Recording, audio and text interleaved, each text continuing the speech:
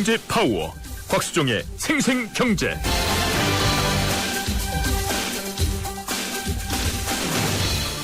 안녕하십니까, 곽수종입니다. 7월 30일 화요일 YTN 생생경제 시작하겠습니다. 보통 사람들이 하루 동안 많은 생각과 걱정을 하고 사는데요. 그중에 90%가 쓸데없는 걱정이고 나머지 5%는 현실에서도 일어나지도 않을 일을 걱정하고 있답니다. 그리고 4%는 미리 앞서서 걱정하는 것이고요. 고작 1% 정도만 진짜 마음에 두고 생각해야 할 것이라고 합니다. 그렇다면 지금 우리가 마음 쓰고 있는 것이 괜한 것일까요? 경제가 힘들기 때문에 삶이 더 길어지고 있기 때문에 더 많은 생각과 걱정이 그 어느 때보다 더 현실적이고 미래에 대해서 더 많은 고민을 할 수밖에 없지 않겠습니까? 그래서 과연 지금 우리가 마음에 두고 생각해야 할 게 과연 1%밖에 안 될까요? 오늘도 방화대교 공사 현장에서 사고가 났다고 하죠. 하루하루를 이렇게 힘들게 사는 사람의 고민과 전직 대통령 또는 재벌그룹 오너들이 이 범법 행위에 따른 고민이 다를 수밖에 없겠지만 이건 달라도 너무 다른 것 같습니다. 경제도 가뜩이나 어려운 이 서민들의 마음속에 또 다른 무거운 추가 달리고 있는 건 아닌가요? 곽수종의 YTN 생생경제 1부 증시 분석부터 하겠습니다. 먹고 싶은 걸 마음껏 담는다. 주머니만 있다면. 그래서 피자도 주머니를 달았다. 크라운 포켓. 부드러운 크림치즈, 달콤한 고구마 무스 듬뿍. 방문 포장 시 1+1. 1588-5588 피자헛. 라지 사이즈 이상 적용. 중복 할인 불가 일부 매장 제외.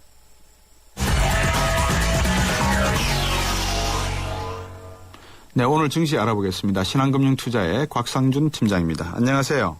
네, 안녕하십니까. 곽상준입니다. 예, 오늘 우리 증시는 어떻게 끝이 났습니까? 네, 요즘 증시가 무슨 핑퐁 게임을 하는 것처럼요. 하루 올랐다 하루 떨어지기를 반복을 하고 있는데 네. 전일 하락했던 증시는 오늘 회복을 하는 모습 보여주었습니다. 전일 약 11포인트 가까운 하락을 보여주면서 1900이 살짝 깨졌었는데요.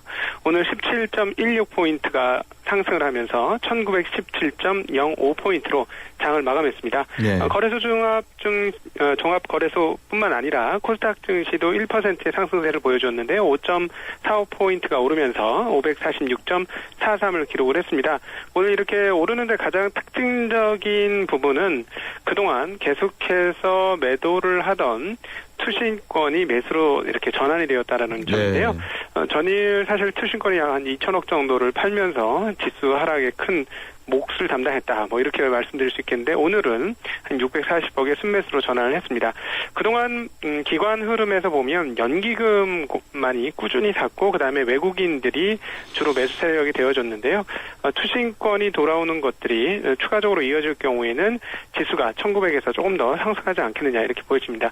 그러나 일단 해외의 여건들에서는 약간의 변동성이 발생할 가능성이 있는데요. 아무래도 FOMC의 회의 결과가 있을 것이고 또 그리고 버냉키 의장의 앞으로의 입지가 어떻게 될 것인지 여부 그리고 양적 완화 축소를 이제 본격적으로 좀 더 언급이 될 터인데요. 이 부분에 따라서 시장은 조금 변동성을 가질 수 있겠습니다만 외국인들이 최근과 같은 매수 포지션을 보여준다면 과거만큼 그렇게 크게 흔들리지 않고 시장에 갈 수도 있겠다는 기대도 가지고 있는 하루 가지면서 오늘 장을 마무리했습니다. 네, 우리나라 증시는 계속해서 FOMC 미공개시장위원회의 회의를 주목한다라고 이야기하는데 사실 미국 시장이나 유럽 시장을 제가 들여다보니까 그런 말은 없거든요. 그럼 우리가 지나치게 FOMC에 지금 집중을 하고 있는 건 아닌지 이미 세계 주요 증시들은 오히려 그리스에 2014년까지 필요한 자금이 38억 유로가 더 필요하다 이런 이야기를 하면서 유럽 사태가 과연 어떻게 마무리될 것인지에 대한 기대 그리고 중국과 일본 시장에 대한 기대와 함께 중국과 일본의 어떤 지정학적 긴장감 이런 쪽에 더 초점을 맞추고 있는 듯한데 왜 우린 자꾸 이렇게 미국 연준 공개시장 회의에다 주목을 하죠? 아무래도 지난 6월 달에 충격받았던 부분이 좀 심리적으로 타격을 많이 받았기 때문이다. 이렇게 생각을 하고 있는데요. 왜냐하면 양적 완화 축소를 했을 때 어떻게 될 것인가 했는데 지난 6월 달에 외국인들이 갑자기 자금을 빼면서 시장이 1,800이 무너지는 상황들을 한번 경험을 했기 때문에 네. 아무래도 거기에 대한 두려움을 가지고 있습니다. 그러나 사실 그것은 그 버냉키 의장이 시장과 소통을 하기 위해서 얘기를 했던 것이다 이렇게 볼 수 있기 때문에 네. 개인적인 판단으로는 이번에는 실질적으로 양적 완화 축소가 구체적으로 이야기된다고 할지라도 지난번 6월 달처럼 크게 영향을 미치지 않을 것이다. 네. 이렇게 판단을 하고 있고요. 예. 말씀하신 대로 오히려 유럽이 또 좀 문제이고요. 예. 그리고 오늘 사실 한국은행에서 발표했습니다만 경상수지가 6개월 연속 그러니까 17개월 연속 흑자가 나면서 예. 상반기에만 300억 달러 가까운 예. 이익을 냈는데요. 사실 이 부분이 더 좀 초점을 맞춰야 되는 그럼요. 부분 아닌가 싶습니다. 예. 국내 상황들 주식시장이 1900이 뭐 고점이다 이렇게 말씀하시는 분도 상당히 많은데요. 네. 최근의 저금리 상황과 계속되는 그 경상 흑자 그리고 기업들의 흑자 기조를 본다면 사실 국내 주식시장은 조금 더 긍정적으로 봐도 되는데 그만큼 시장이 이번에 많이 어려움을 겪다 보니까 투자 심리들이 상당히 경색된 것이다 이렇게 네. 볼 수 있습니다. 근데 제 경험칙으로 따져보면 투자 심리가 이렇게까지 경색이 되고 된 상황은 네. 대체적으로 시장이 나쁘지 않았습니다. 그러니까 언제 조심을 해야 되냐면 막 핑크빛 전망들이 막 나올 때 있지 않습니까? 네네. 그 지난번 2,000포인트 때만 해도 장이 뭐 2,200을 간다는 동, 2,300을 간다는 동, 뭐 예. 이런 이야기들이 굉장히 많았습니다. 예. 항상 그렇게 핑크빛으로 시장을 물들이는 사람이 많을 때 주식시장은 조심해야 하고요. 네. 오히려 비관론자들이 판을 치면서 시장에 대한 어두운 스케치를 계속 내놓을 때는 예. 걱정을 그렇게 크게 안 하셔도 되는 장이었던 경우가 훨씬 많았습니다. 예. YTN 생생경제에서 제가 누차히 말씀을 드렸었죠. 경상수지 흑자가 당초 100억 달러 중반대에서 아마 400억 달러까지 갈 수도 있다는 말씀을 드렸는데 시장이 네. 지금 그런 방향으로 가고 있단 말입니다. 그러면 네네. 환율이 좀 더 약세로 그러니까 우리나라 환율이 강세로 가는 게 맞고요. 네, 원화 그다음- 강세죠. 예, 원화 강세라는 게 맞고 금리도 어느 정도 상승할 준비를 해야 되는 게 맞는 것 같고 맞습니다. 그런데 네. 일본 같은 경우에 엔화가 지금 97.95엔 이게 거의 뭐 아베노믹스가 총선 이후에 더 확연히 나타날 거다 그러는데 지금 동남아 시장에 대한 뭐라 그럴까요? 감복인가요? 아니면 기분 맞춰주기인가요? 이게 어떻게 예측을 해야 되죠? 네, 일단 조금 더 진행 상황을 봐야 될 것 같습니다. 일본 엔화는 뭐 110엔, 뭐 108엔 이렇게까지도 이야기가 나왔었는데요. 네. 일단은 뭐 100엔 살짝 찍더니 다시 강세로 돌았습니다. 그러나 아직까지는 조금 더 시간을 두고 확인을 해야 될 것 같습니다. 아마 조금 더 밀어붙인다면 100엔대 중반까지는 가능할 것 같은데 네. 그런다고 해서 일본 경제가 호쾌하게 풀리지는 않을 것 같습니다. 물론 그렇죠. 그 기업들 입장에서는 굉장히 유리한 상황들이 전개되기 때문에 예. 기업들과 주식시장 입장은 조금 더 뭐 개선될 여지가 있긴 합니다만 근본적인 체질 변화까지는 예. 아니지 않겠느냐 하는 그런 생각 가지고 있습니다. 네. 지금 아르헨티나의 인플레이션율이 지금 만만치가 않은 것 같습니다. 2003년 이후에 지금 임금이 1,700% 올랐다 그러거든요. 네네. 남미 상황, 브라질을 비롯해서 네. 남미 상황은 어떻게 보고 계세요? 네, 아르헨티나 같은 경우는 조금 구분해서 보셔야 할 것 같고요. 조금 예. 독립적으로 따로 움직이는 경향들이 있으니까요. 네. 근데 브라질 같은 경우는 최근 흐름들 보면 거의 중국하고 아주 비슷한 우리가 그래프나 차트 같은 것들을 그려보면 네.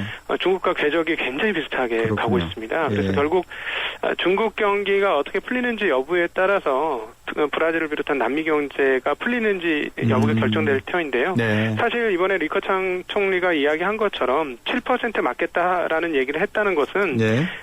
아주 공격적으로 경기를 과거 2008년처럼 돈 풀어서 확장시키지는 않겠다는 얘기로 들렸습니다. 그렇죠. 그러니까 7% 방어를 얘기했지 않습니까? 예. 방어를 하겠다는 얘기지 성장률을 끌어올리겠다는 얘기를 한 것은 아니기 때문에 네네. 그렇다면 최소한 6개월에서 1년 정도는 중국 경기가 호쾌하게 풀려주진 않을 것 같고요. 네. 그런 측면에서 보면 남미 경제도 그렇고 원자재 시장도 마찬가지고 국내 그 경기 민감 업종들도 만만하게 회복이 네. 되지는 않을 것이다 이렇게 판단합니다. 최근에 그런데 이제 BDI 지수가 좀 올라갔었고요. 예. 그 운임 지수 올라갔었고 원자료가가 좀 올라가는데 아무래도 돈이 많이 풀린 상황이기 때문에 헤지펀드라든가 한머니들이 자꾸 원자재를 건드리는 그런 흐름들이 있어서 자산 시장을 관찰하시는 분들은 이런 원자재 가격을 보실 때 약간 그런 부분이 있을 것이다. 즉 한머니에 의한 시장 변동 요인이 있다라는 사실을 항상 기억하시면서 감안하시고 네. 보시는 게 좀 필요하지 않겠나 생각합니다. 네, 오늘도 맹쾌한 분석 고맙습니다. 고맙습니다. 네, 감사합니다. 신한금융투자의 곽상준 팀장이었습니다.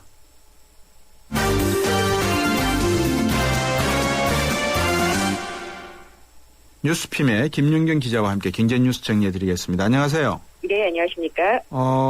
다음 달부터 마그네틱 카드를 사용해서 현금 인출을 못한다 이렇게 됩니까?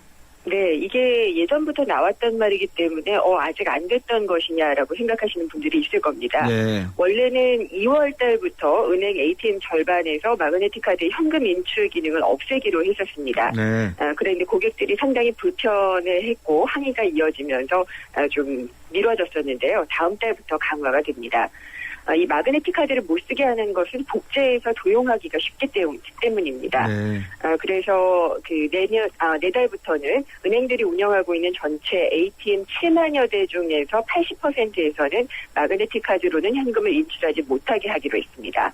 그래도 20% 정도의 ATM에서는 사용을 할 수가 있는데요. 마그네틱만 쓸 수 있는 것이 아니라 IC 그리고 마그네틱 겸용 사용 가능 기기라고 되어 있는 기기에서만 사용할 수가 있습니다. 네. 그리고 IC 카드하고 마그네틱 카드를 어떻게 구분하느냐 좀 궁금해하실 텐데 IC 카드로 은행에 가서 바꾸시면은 카드 앞면에 금박에 네모난 스티커 같은 것이 붙어 있습니다. 네네. 그게 접촉이 되면서 이 칩에 있는 내용들이 읽혀지게 되는 겁니다. 말씀을 해주셨는데 마그네틱 카드가 복제가 그렇게 쉬운 모양이죠? 네, 이게 1960년대 IBM이 개발을 했었던 건데요. 예. 그러니까 기술이 상당히 좀 예전 것이죠. 그래서 검은색 띠의 자성체에다가 계좌번호라든지 또 가입자 번호 같은 것들이 다 기록이 되어 있는 그런 카드입니다. 그래서 위변조하기가 쉽기 때문에 이걸 IC 카드, 직접 회로의 정보를 저장하고 처리를 할 수 있도록 한 카드로 바꾸도록 한 것입니다. 지난해 말 기준으로 마그네틱 카드가 230여만 장이 사용이 되고 있는데 상당히 많이 이제 IC 카드로 바꾸시기는 했지만 그래도 은행권에 이 마그네틱 카드의 절반 정도가 몰려 있다고 합니다. 예. 그래서 카드가 복제가 쉬우니까 피해 사고도 많았는데 최근 5년 동안 이 복제나 또 가맹점 결제 단말기를 해킹을 해서 벌어진 사고가 27,000건, 금액으로도 300억 원이나 됐다고 합니다. 네. 그래서 점차적으로 IC카드로 바꿔나가는 과정이고 그래서 내년 2월부터는 모든 ATM에서 마그네틱 카드를 사용할 수 없도록 할 계획이니까 지금도 많이 고지가 되고 있습니다. 인터넷 뱅킹 로그인을 하시거나 아니면 ATM에서도 마그네틱 카드를 사용하고 계시면은 여기서도 바꾸시라고 고지가 뜨고 있습니다. 예. 그리고 내년 1월부터는 음식점, 대형마트, 백화점 이런 모든 가맹점에서도 원칙적으로 마그네틱 카드 사용이 금지가 되니까 일찌감치 바꾸시는 게 좋을 겁니다. 제가 얼마 전에 네. 방금 말씀하신 IC 카드 네. 그게 또 고장이 났다 그러면서 바꾸러 갔거든요. 네. 예, IC 카드는 뭐 반영구적인 겁니까 그러면? 거의 그렇다고 얘기들을 하고 있는 것 같아요. 네. IC 카드 같은 경우에는 이제 물론 관리하는 은행 차원에서 관리가 쉽다는 점이 우선 요인이 되지 않을까 싶습니다. 네, 그렇군요. 자, 작년에 우리나라 전체 가구에 이제 자산이 증가했다는 소식이 있는데, 네. 소득 하위 계층 생각했던 것보다 오히려 감소했다 이런 뉴스가 있군요. 네, 역시 빈익빈 부익부가 좀 심각해지고 있다는 그런 얘기가 아닐까 싶은데요. 예. 한국보건사회연구원에 따르면은 작년 우리 국민 전체로 보면은 가구당 자산이 3억 1,495만 원입니다. 한 해 전보다 1,730만 원이 늘었는데요. 네. 소득 하위 20%, 그러니까 소득 5분위 중에서 최하위인 1분위 가구의 자산액을 봤더니 1억 원이 안 되는 9,899만 원이었고요. 한 해 전에 비해서 1,000만 원, 10% 정도 가까이가 줄어들었습니다. 네. 1,000만 원, 상당한 큰 돈이죠, 이게. 적진 않죠. 그럼요. 예. 저소득 가구의 자산 가운데 그러면 부채는 오히려 늘어났겠네요? 네, 소득 하위 20% 가구의 부채액이 줄어들기는 했습니다. 네. 그렇지만 부채를 끌어쓴 용도를 보면은 생활비를 마련하기 위해서다 이렇게 답한 비중이 늘어났는데 이게 더 중요한 것 같습니다. 그러니까 이제 소득 하위 계층이라고 해도 집을 산다든지 이렇게 좀 자산을 불려나가기 위해서 이럴 때는 또 레버리지라는 말을 쓰기도 하잖아요. 네. 그런데 그게 아니라 당장 먹고 사는 비용을 마련하기 위해서 부채를 빌리는 게 많았다라고 하니까 살기가 팍팍해졌다라고 좀 볼 수가 있을 것 같습니다. 네. 그래서 연구원은 보고서에서 이런 지적도 했는데 서민금융이라고 하고 있는 제도가 많이 마련돼 있지만은 대개 창업을 지원하는 경우가 많이 있고요. 예. 당장의 생계 지원을 위한 경우가 좀 상대적으로 적은 편이기 때문에 이런 생활자금에 대한 소액대출, 서민금융을 좀 강화하는 것이 필요하다라고 얘기했습니다. 네, 뭐 대책이 필요한 것 같은데 글쎄요. 또 대책을 내놓으면 은행에서 상품을 만들어야 될 건데 은행 그렇죠. 쪽에서는 상품 만드는 또 약간 소극적인 것 같고 그죠? 네. 앞서서 우리 곽삼준 팀장이 이야기했는데 6월 경상수지 17개월째 흑자라면서요. 네, 72억 4천만 달러 흑자고요. 17개월 연속 흑자입니다. 네. 그래서 6월까지 올 들어서 상반기 전체 경상수지 흑자액을 봤더니 예. 297억 7천만 달러. 역시 역대 최대치 기록도 깼습니다. 이게 혹시 불황형 흑자라고 말하는 거 아닌가요? 즉 수입이 줄어서 생긴 경상수지 흑자인가요? 예, 그렇기는 합니다. 수출이 줄었지만 수입이 더 많이 줄었죠. 네. 그러니까 일단은 남길 수 있으니까 흑자인 것은 맞는데 한은이 오늘 또 설명을 굳이 하셨습니다. 불황형이 아니다. 예. 그렇게 볼 것은 아니다고 얘기를 했는데 예. 이게 6월에 영업일수가 전달보다 하루가 줄었기 때문이고 네. 이걸 고려하게 되면 수출 물량이 1%가 늘어나게 된다고 합니다. 네. 그렇기 때문에 경상수지 흑자에 대해서 굳이 평가절하할 것은 아니다. 그러니까 불황형이라고 말하지 말아달라라고 좀 당부를 했습니다. 그리고 수입이 줄어든 것을 보면은 국제유가가 하락한 것이 가장 결정적인 이유가 되는데요. 네. 근데 뭐 이걸 보면 역으로 얘기를 하자면은 또 유가가 오르면은 언제든지 또 이런 흑자 구조가 또 흔들릴 수도 있다. 이런 위험이 있다는 얘기도 될 것 같습니다. 네.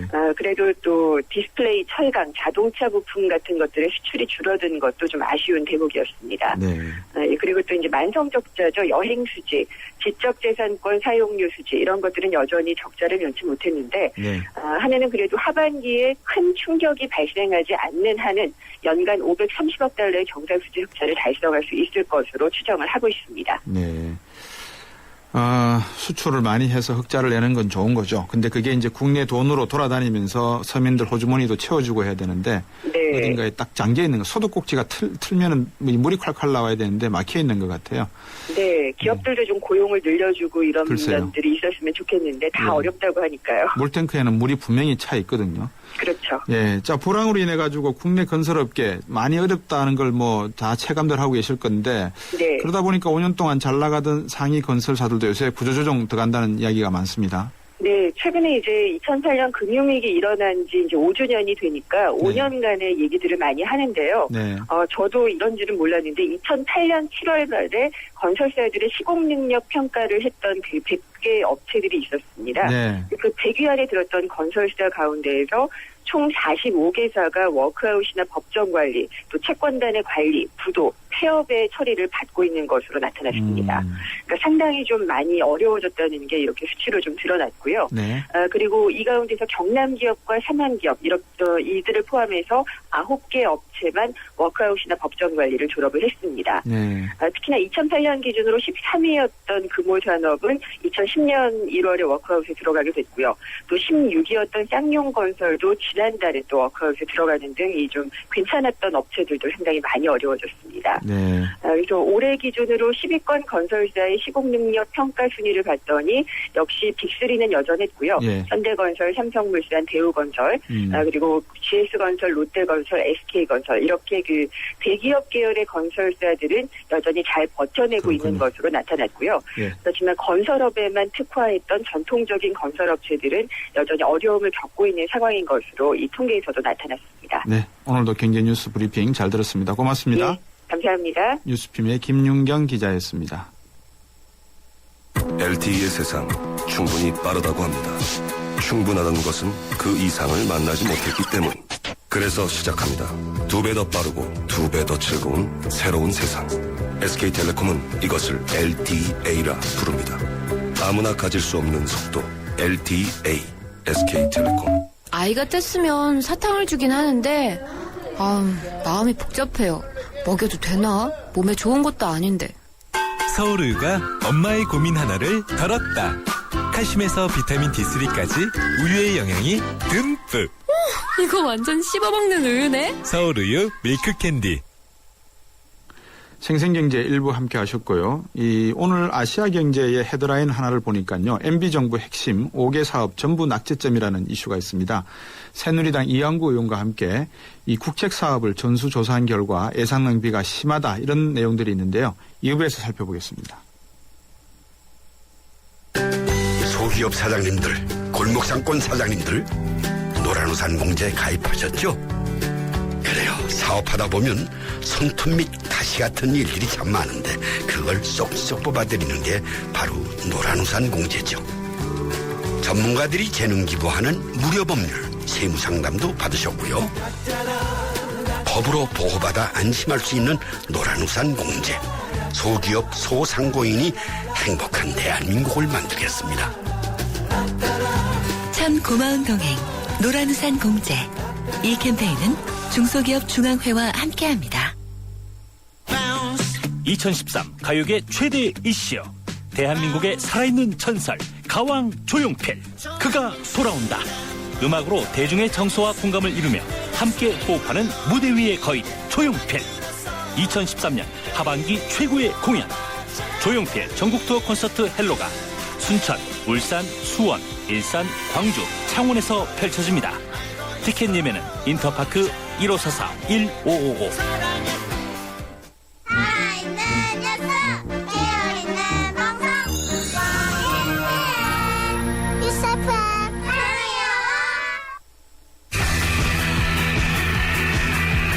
경제 프리인 곽수종의 생생경제.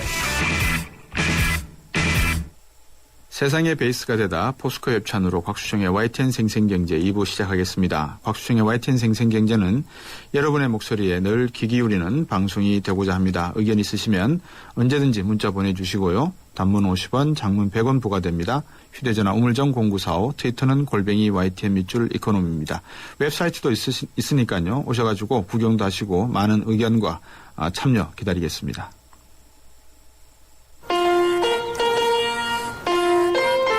우리 딸은 누구랑 결혼할까? 엄마가 골라줘. 왜? 엄마가 아빠 잘 골랐잖아. 우리 딸 결혼할 때 난 몇 살이지? 인생의 무게가 느껴질 때 동바제 프로밀라이프. 신뢰하는 국민 여러분, U+ LTE는 오늘부터 100% LTE가 아니면 절대 요금을 받지 않겠습니다. 3G 없는 100% LTE, U+ LTE. LTE 지원 단말 기준, 통화는 80만 기준.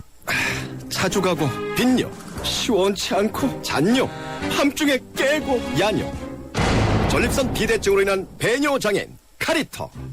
카리토는 효과가 검증된 의약품입니다. 빈뇨, 잔뇨, 야뇨, 카리토로 초기에 치료하세요. 전립선엔 카리토. 곽수종의 생생경제. 네, 지금도 국책 사업을 두고 많은 이야기들이 있죠. 특히 요즘 들어서 중앙정부하고 각 지자체 간의 갈등이 깊어지는 것 같습니다. 그 이유는 국민들의 혈세 낭비가 자칫하면 더 커질 수도 있고요. 그래서 이를 막기 위해서는 철저한 예비 타당성 조사가 전제돼야 된다 이렇게 이야기를 하고 있습니다. 경제성이 검증되지 않은 사업에 얼마나 많은 예산 낭비가 초래되고 있는지 확인할 수 있는 자료도 나왔다고 합니다. 자세한 내용을 새누리당 전 원내대표 이항구 의원과 말씀 나누겠습니다. 안녕하십니까? 예, 안녕하세요. 예, 오랜만에 제가 통화로 하는 것 같습니다. 그렇습니다. 예. 2008년부터 2012년 한 4년 동안에 MB정부에서 5년간 예비 타당성을 받은 사업을 조사하셨다는 내용이 있는데 어떤 겁니까? 글쎄요, 그대로죠. 하여튼, 일정한 조건이 되면, 그러니까 사업비가 500억 이상이 되거나, 네.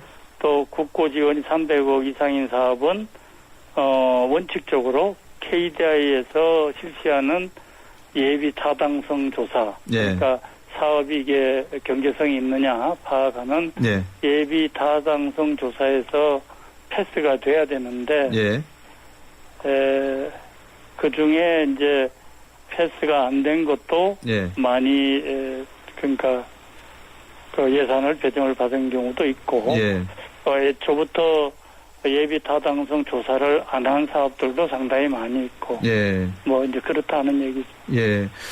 저는 잘 국회에서 이런 입법 과정이나 통과 과정, 예산 통과 과정을 모릅니다만 정부에서 예산을 짜서 일단 국회에서 예산 심의를 받게 돼 있는데 방금 말씀해 주신 통과가 안 된 것도 사업 예산을 배정받았다고 하는 것은 소위 말해서 쪽지 예산으로 통과된 겁니까, 그러면? 아니, 반드시 그렇지는 않습니다. 예. 그게 이제, 그러니까 일정한 규모 이상만 예비 타당성 조사를 하는 겁니다. 예. 그러니까 그 규모가 안 되는 것은 네. 또 거기에 해당되지 않는 의무적으로 그냥 통과가 될 수 있는 그렇습니다. 모양입니다. 예. 그렇게 되고 예. 이제 그 예비 타당성 조사에서는 나쁘게 나왔지만은 네. 또 비경제적으로 특별한 의미가 있다고 생각되는 것은 예. 또 예산에 반영할 수는 있도록 되어 있습니다. 예. 원칙이 아니다 그거죠. 예, 알겠습니다. 일단 예산 편성 과정에서 뭐 중복 사업 예산이 해마다 크게 늘고 있다는데 이 점은 어떻게 보고 계십니까? 글쎄 이제 그게 굉장히 답답한 부분이죠. 네. 우리가 자꾸 이제 예산을 편성할 때, 네. 저 옛날에는 정부가 아주 강력했기 때문에 예. 정부가 아주 고집을 피우면은 예산 반영이 잘 안 됐습니다. 예. 그런데 요새는 국회가 어느 정도 이제 힘을 되찾게 되다 보니까 예. 국회의원들이 국회 예산 심의 과정에서 자기가 원하는 사업을 집어넣는 경우도 이제 많이 생겼고요. 네. 또 이제 정부도 청와대에서 아주 강력히 원하면은 원칙에 안 맞더라도 정치적인 고려를 많이 해서 또 예산에 담는 경우도 많이 생겼고요. 네. 그렇게 하면서 예산의 어떤 원칙이랄까 이런 것을 옛날보다는 덜 엄격하게 지켜지는 성향이 이제 생긴 거죠. 네. 만약에 지금 이한구 의원께서 말씀하신 대로 그렇게 된다면 예비 타당성 이거는 그냥 있으나 마나한 그런 절차상의 통과 의뢰가 아니겠습니까? 그러면 반드시 그렇지는 않습니다. 네. 대부분은 여기에 이제 적용이 됩니다. 네. 그러니까 힘이 없는 사업들은 이제 여기에 적용이 되고 네. 아주 특별하게 힘이 세면은 이거는 무시하고 가고 그렇게 된다. 그 뜻이. 이 청취자분들과 국민들이 좀 이해하기 쉽게 대표적인 국책 사업 사례 한번 소개해 주시겠습니까? 그거는 제가 어떤 구체적인 얘기는 말씀드리기가 좀 곤란합니다. 그거는 예. 시각에 따라서 네. 왜 그렇게 좋은 사업을 그동안에 안 했느냐 뭐 이렇게 또 생각하는 분도 있고 네. 조금 객관적으로 봐서는 그게 아니다. 네. 그러니까 전문가들이 그죠? 제 네. 얘기는 네. 전문가들이 객관적으로 봐서는 그게 경제성이 없는 사업이다. 나중에 실패할 것이다. 네. 이렇게 이제 평가한 사업도 있고 네. 그렇다는 말씀이고요. 네. 이거는 결과가 이제 끝을 봐야 되거든요. 네. 보통은. 근데 예비 타당성 조사에서 좋다고 평가 나온 사업 중에서도 나중에 보니까 이게 실제 시장하고 안 맞더라 해보니까 영 엉터리더라 네. 하는 것도 좀 있고요. 네. 예비 타당성 조사가 나쁘게 나왔는데 한 것은 거의 틀림없이 그거는 결과가 나온다. 나쁜 게 대부분이었고요. 예. 그리고 이제 아주 예외적으로 그거는 예비 타당성 조사가 좀 잘못된 것일 수도 있겠다. 예. 그런 것도 있고 그런 겁니다.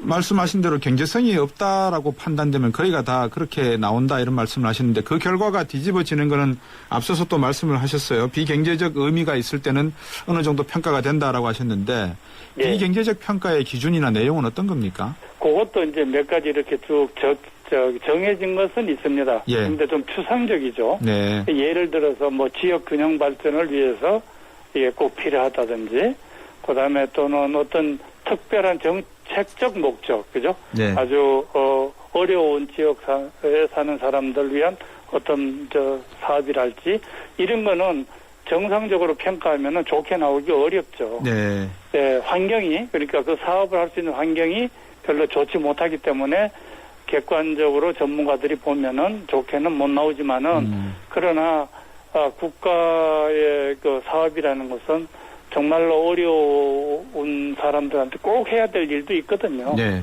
예, 그러니까 무리를 해서라도. 네, 그렇죠. 예, 그런 경우도 있으니까 그런 거는 이제 정책적으로 반영하게 돼 있죠. 근데 문제는 예산 낭비 아니겠습니까? 물론 그렇죠. 비경제적인 요인도 돈은 중요하지만. 드렸는데, 예, 그러죠. 예. 어떻게 하면 이 예산 낭비를 좀 막을 수 있다. 이렇게 생각한, 재정난이 지금 상당히 좀 복지정책도 많이 써야 될 수밖에 없는 상황이고 경제가 어려운 상황에서 정부의 역할이 아주 중요해지는데 예산 확보가 중요한 거 아니겠습니까? 그러면 예. 말씀해 주신 대로 비경제적인 요인을 조금 더 강하게 기준을 가져가시면서 예산 낭비를 막는 것도 한번 방법이 되지 않겠습니까? 예, 그렇죠. 그러니까 이제 방법이 이제 몇 가지가 있는데, 네. 이번에 제가 문제를 제기한 것들도 이대로 가면은 정말로 나중에 국가 부채가 심각한 상황에 이르러서 네. 우리 젊은 세대들이 고생하게 생겼다. 네, 그래서 네. 이제 문제를 제기한 거거든요. 네. 그래 빨리 시정 조치로 들어가야 되는데 이제 여러 가지 방법이 있습니다. 그러나 이제 제일 제가 생각하는데 중요한 방법은 네. 예산의 내용에 대해서 예. 많은 국민들이나 전문가들이 쉽게 들여다볼 수 있도록 만들어주는 게 우선 급할 것 같아요. 그러니까 예산의 투명성입니다. 예. 그러니까 각 부처에서 기재부로 예산 요구를 할 레벨에서부터 네. 내용들이 비교적 상세하게 네. 국민들한테 알려지고 전문가들이나 이해관계자한테 알려져서 그 사람들이 뭐 이런 사업이 다 있나 이렇게 얘기 나오는 것은 이제 빼면서 조정에 들어가게 그렇게 투명하게 하는 게 있고 또 국회가 예산을 심의하는 기구가 좀 더 전문성을 갖도록 네. 예결위를 상임위원회로 바꾸는 문제가 하나 있고요. 예. 그다음에 이제 또 하나는 모든 예산 사업을 이제는 철저하게 그 경제성 분석을 하도록 최대한도로 많은 예산 사업이 철저하게 경제성 분석이 되도록 해야 되고 네. 또 지금 있는 기준에 요거를 회피하기 위해서 편법으로 이렇게 예산을 자르는 경우가 많이 있거든요. 네. 이제 그런 거를 다 적발을 해내야 되죠. 네. 그렇게 해서 그거를 철저하게 이제 그 예비 타당성 조사나 이런 걸 하게 돼 있고 해야 되고 그다음에 이제 많은 경우에 이제 걱정거리가 네. 의원들이 법안을 제출하는 경우가 많이 있는데 예. 법안 제출은 선심 쓰는 게 많다 보니까 예산이 많이 들어가게 돼 있어요. 나중에라도. 예. 그래서 의원들이 제출하는 예산안이 법안에도 일반 정부가 제출하는 법안처럼 재정 그러니까 재정이 얼마나 소요됐는지 예산 영향 평가 같은 것을 하도록 이렇게 이제 제도적인 장치를 해야 되는 것이고요. 아주 중요한 것은 아주 진짜로 이거는 중요한 것은 뭐냐 집행한 뒤에 반드시 모든 사업은 성과가 있으면 철저하게 평가하고 이거는 누가 제출을 했고 누가 거기서 찬성표를 던졌고 누가 추진을 했고 이런 것이 좀 드러나도록 해야 될 것 같아요. 그래야지 책임감 있게 이 예산 사업을 추진하지 않을까 그런 생각이 들어갑니다. 전부 5가지를 말씀해 주셨는데요. 투명성, 그리고 두 번째가 국회의 전문성, 그리고 세 번째가 이 철저한 경제적 분석이 반드시 따르도록 하고 네 번째가 의원 법안 제출에 있어서도 예산 영향 평가서가 첨부되도록 하고 다섯 번째는 이 집행한 뒤에는 반드시 피드백이 따라야 되면서 누가 찬성을 했고 누가 어떻게 추진을 했고 하는 모든 내용을 투명하게 국민들이 알기 쉽게 드러내자라는 게 아마 핵심이신 것 같은데요. 네. 대통령께서도 공약을 지키시는 것도 중요하지만 이런 차원에서 좀 철저한 예비 타당성 조사가 좀 부족했다 싶은 것은 과감하게 포기하는 것도 한 방법이 될 수 있지 않을까요? 그러니까요. 이제 아까 세 번째로 말씀드린 그 과정을 거치게 되면은 그것만 철저하게 이행하면은 걸러지죠. 자연히 그죠? 무리한 공약 사업은 걸러지게 돼 있죠. 그래 그때 그 무리하다고 판단을 받으면은 스스로 포기할 줄 알아야죠. 지금 마지막으로 하나만 간단하게 좀 여쭙고 싶습니다. 지금 지방정부하고 이 중앙정부하고 좀 갈등이 생기는 것 같아요. 이 경제성이 없다고 평가된 사업들에 대해서 어떻게 평가하십니까? 글쎄, 이제 그 갈등은 당연하죠.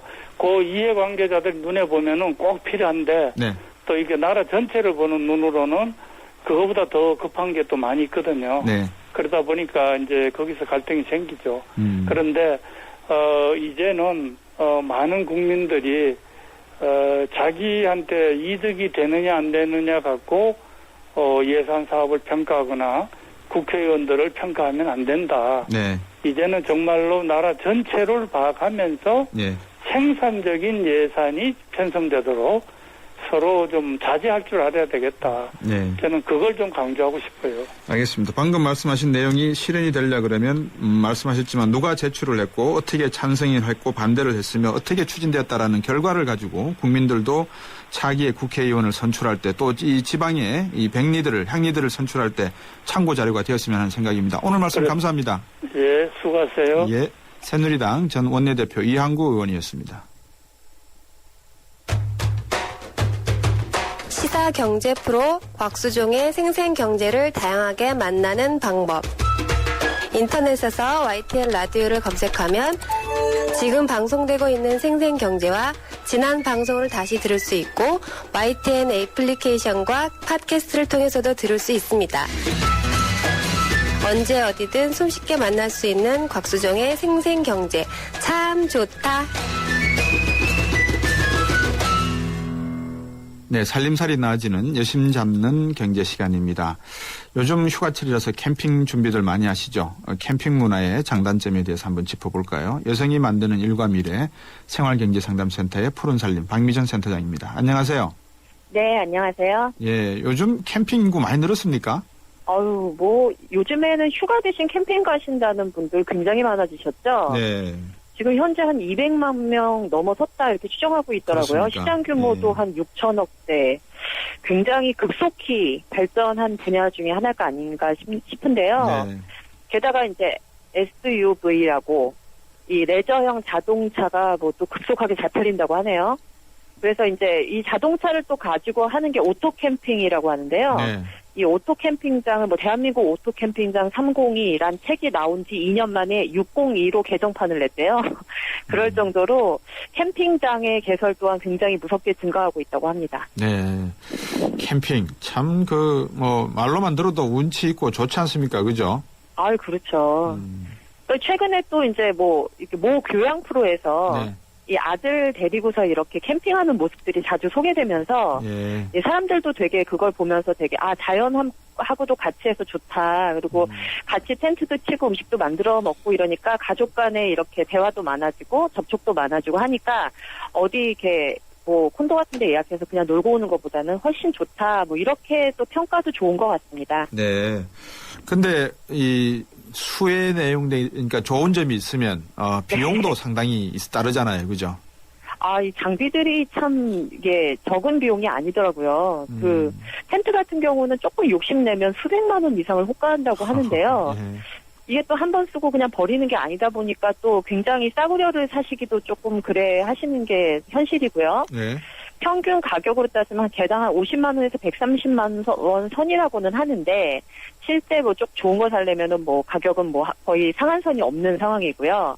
그 외에도 텐트만 들고 가면 되는 게 아니라 그늘막이다, 침낭이다, 여러 가지 버너다, 조리기구, 또 숯불 바베큐 같은 거 하는 거서부터 여러 가지 장비들이 또 필요하죠. 네. 4인 가족 기준으로 150만 원에서 200만 원 정도가 기본 비용이다 하는데요. 실제로 제가 이제 상담하면서 얘기 들어보면요. 몇 천만 원 이상이 훌쩍 넘는다고 합니다.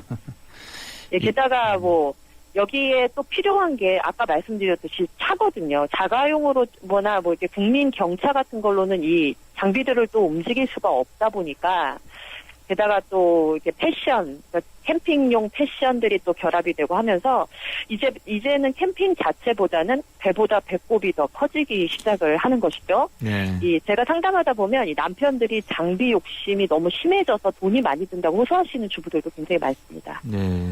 네. 또 우리나라 분들은 한번 불 붙기 시작하면 진짜 막 활활 타지 않습니까? 그죠? 뭔가를 이렇게 다 갖추시려는 강박들이 좀 있으신 것 같아요. 그러니까요. 예, 이렇게 갖춰놓고 뭔가를 하는 게 나쁘다고는 하긴 어려운데, 네. 이 레저 활동이나 취미 활동에도 그래서 이런저런 비용들이 많이 들어가고, 그 다음에 또 장도 봐야죠. 가서 뭘 먹어야 되지 않습니까? 예. 그러니까 이제 장 보고 어쩌고 해도 왜 어디 리조트 같은 데 가는 것보다는 조금 거기서 외식도 해야 되고 하니까 저렴하지 않냐 이렇게 물어보시는 분들 많으신데요. 비교해보면은 가격적으로는 어느 쪽이 저렴하다 이렇게 얘기하기가 어려울 정도로 뭐 비슷한 비용이 들어가는 것 같아요. 그런데 비용적으로 단순히 절감시킨다는 의미보다 그 가족 여행의 본래 목적에 부합하는 방식이 어떤 거냐라는 것으로 의미로 접근하는 게 좋을 것이고 또 한도 끝도 없이 쓰면 뭐 좋겠지만 예산을 좀 정해놓고 그 안에서 쓸 수 있는 방법을 모색하는 게 지금 필요한 시점인 것 같습니다. 그 대나무를 보면은 쏙이 텅텅 비어 있잖아요. 네. 보통 일반적인 나무는 나이테가 쭉 차가지고 있고 그죠? 네네. 캠핑 문화가 하나의 문화로서 융성하거나 발전을 하려 그러면 쏙을 채우면서 나이테를 만들어가면서 문화로 가는 게 낫습니까? 아니면 대나무처럼 바로 그냥 쭉 뻗어 올라가는 게 좋을까요? 자연 현상에 의하면 아무래도 지금 너무 시적으로 표현을 잘해주셨는데요. 여러 가지 이렇게 뭐랄까 음향이 다 있죠. 그렇지만은 이렇게 잘 천천히 성장하는 모습이 좀 좋지 않을까 싶습니다. 지금 뭐 캠핑 자체가 이런 비용이 좀 많이 발생된다 이런 문제보다 캠핑 문화에 대한 또 지적들이 많더라고요. 그러니까 캠핑 열풍에 참여한 사람들이 이제 쓰레기 문제, 그러니까 여기저기 아무래도 이렇게 요소로 텐트를 치고 들어가다 보니까 이런 쓰레기 문제가 조금 심각하고 보이지 않는 곳에 이렇게 쓰레기를 숨겨놓는다든지 음식물 쓰레기를 뭐 아무데나 버린다든지 세제와 함께 물로 심각하게 이렇게 흘려보내 계곡 같은 데서요. 그래서 뭐 민원이 많이 발생된다고 하네요. 그리고 이제 조금 최근에 한국소비자원에서 뭐 발표를 또 했는데요. 지금 말씀드렸듯이 오토 캠핑장이 굉장히 많아지면서 여기가 최근에도 뭐 사고가 나서 이 등록업체냐 허가업체냐 문제가 많지 않았습니까? 근데 이 오토 캠핑장도 이제 등록제임에도 불구하고 등록하지 않고 운용하는 곳이 굉장히 많다라고 하네요. 그래서 이제 이럴 때는 그냥 뭐 내가 캠핑을 하러 갔을 때는 큰 문제가 없는데 사고가 나거나 무슨 문제가 생겼을 때 그거에 대한 보호를 제대로 받지 못하신다는 데 문제가 있으니까요. 예를 들어서 내가 이렇게 어디 가려고 예약했다가 그걸 취소하는 과정에서도 취소가 제대로 안 된다든지 하는 문제들이 되게 많다고 소비자 불만이 많이 나타나고 있다고 해요. 이런 부분들 잘 알아보시고 운영하셔야 될 것 같습니다. 등록이 안 된 회사를 이용하는 것도 문제가 된다는 거를 이 소비자분들도 이해를 하셔야 될 것 같아요. 그렇죠. 뭐 싸다 어쩌다 그런 좋은 혜택만 보지 마시고 안전관리가 중요합니다. 그렇다 그러면 캠핑을 원래 취지대로 잘 운영하고 또 활용하기 위해서는 어떻게 해야 되겠습니까? 우리 캠핑의 좋은 점 얘기할 때 이렇게 자연 경관과 잘 가까이서 어우러질 수 있다라는 거 말씀드렸었지 않습니까? 그러니까 환경 사랑이라는 이런 실천과 이 캠핑 문화가 연결이 돼야지만이 바람직한 캠핑 문화로 정착이 될 수 있을 것입니다. 그래서 이제 그 가까이 가시는 분들이 쓰레기도 잘 수거를 하시고 또 자녀들에게도 그런 모습을 보여주셔야지만이 이게 지속 가능한 캠핑 문화가 될 수 있을 것이고요. 사실은 좀 이렇게 아웃도어 열풍에 이렇게 눈을 흘기시는 분들도 많으신 것 같아요. 그러니까 아웃도어가 이쪽에서 돈을 많이 벌었으면 이 자연에 대한 무슨 녹색 캠페인이라든가 해서 역시 이쪽에 좀 더 환경 부담금처럼 이렇게 좀 기여를 해야 되는 거 아니냐 이렇게 또 인프라적인 부분을 지적하시는 분들도 계셨고요. 그다음에 지역 같은 데도 이제 지자체가 캠핑 유치에 굉장히 열을 올리고 있다고 합니다. 그런데 이제 뭐 그걸 관광객 유치처럼 이렇게 접근할 것이 아니라 여러 가지 이런 뭐 쓰레기를 잘 제대로 처리할 수 있는 인프라를 구축해 준다든지 이런 안전관리 지원 서비스를 한다든지 하면서 이런 여러 가지가 같이 조합이 돼서 성숙한 캠핑 문화를 다시 만들어가야 되는 그런 때가 온 것 같습니다. 우리가 흔히 하는 말로 뭐 잘 살던 집이 갑자기 이렇게 부도가 나서 이렇게 어려워지는 걸 보고 이런 말을 하잖아요. 탑을 쌓는데 수십 년이 걸리지만 무너뜨리는 데는 한순간이면 된다라는 이야기를 하지 않습니까? 네, 맞습니다. 우리가 나무를 갖고 오고 자연을 지금까지 이렇게 훌륭하게 살림을 가까운 것을 우리 인간들이 캠핑이라고 하는 이런 뭐라 그럴까요? 좀 더 세련되게 표현하면 자본주의적인 어떤 향유를 즐기겠다고 함부로 다뤘다가는 한순간에 망가질 수도 있다라는 것을 우리 스스로 망가뜨릴 수 있다라는 그런 좀 경계심을 가졌으면 좋겠어요. 그죠? 네, 맞습니다. 오늘 또 캠핑에 대해서 잘 들었습니다. 고맙습니다. 네, 감사합니다. 여성이 만드는 일과 미래 생활경제상담센터의 푸른살림 박미전 센터장이었습니다. 괜찮다. 괜찮다. 괜찮다. 올리브오일 묻은 명품 니트 괜찮다. 6가지 모션과 세방향 물살로 세탁하는 트롬이니까. LG 트롬 식스모션 터보샷. 자주 가고 빈뇨, 시원치 않고 잔뇨, 함중에 깨고 야뇨. 전립선 비대증으로 인한 배뇨 장애인 카리터. 카리토는 효과가 검증된 의약품입니다. 빈뇨, 잔뇨, 야뇨, 카리토로 초기에 치료하세요. 전립선엔 카리토. SK 이노베이션의 전공은 묻는 겁니다. 석유 안 나면 석유 수출 못해? 자원 없으면 자원 강국 안 돼? 이 질문에서 53조 수출과 16개국 자원 개발이 시작됐죠. 물음이 있는 곳에 이노베이션이 있다. SK 이노베이션. 네, 6587번님이 지금 정부 예산의 철저한 타당성 검증과 사후 책임 소재가 분명해졌으면 좋겠습니다라는 글자를 보내셨습니다. 그렇죠. 국회뿐만 아니라 모든 정부기관, 공적인 역할을 하는 기관에서는 이런 예산에 대한 투명성이 있어야 되겠죠. 3부에서는요, 상반기 일반 공산품 가격 하락하고 농축산물 가격은 상승하고 있다는 조사 결과에 대해서 내용 살펴보겠습니다. 내신 뉴스 듣고 3부에서 뵙겠습니다.